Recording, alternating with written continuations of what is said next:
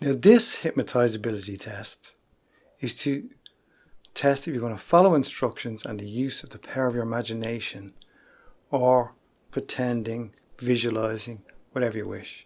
And it's called magnetic fingers. And it's one of the first ones you can do with someone to see if they're suggestible for hypnosis. Suggestible in the way that they'll follow instructions to get what they want from doing hypnosis with you. So, what I want you to do is I want you to put your hands out in front of you like this and interlock your fingers. Okay? And then put your two fingers, these two fingers, index fingers, out in front of you. Now, while you're doing that, I want you to turn your hands back up this way. So I want you to imagine now that you have a vice clamped on each side of those fingers, and that vice is getting turned slowly so that those fingers begin to come closer and closer together. At the same time, I want you to squeeze your hands really tightly.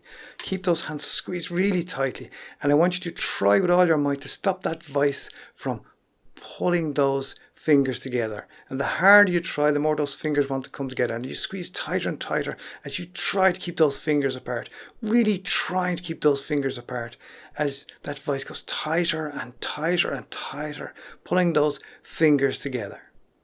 Okay, so again, if I notice that when I'm working with someone and their fingers stay out like this, one, they're not squeezing their hands. Squeezing their hands helps them to pull those fingers together.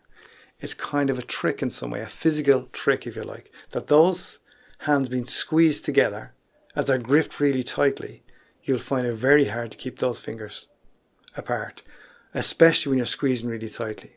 So while in one sense it's a bit of a trick to get someone's fingers together, to open their mind, their mindset to engaging in hypnosis, but they're also not following the instructions I gave. And that's the most important thing, to follow instructions.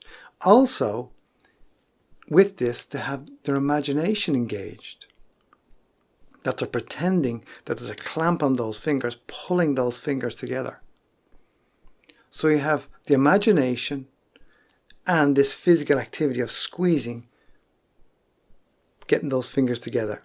And when you work with someone and their fingers come together, their belief, their mindset begins to change that what I'm suggesting affects them. And we have a cause and effect. This is what we want for the suggestions to take root and to be opened up in their mind when we do hypnosis.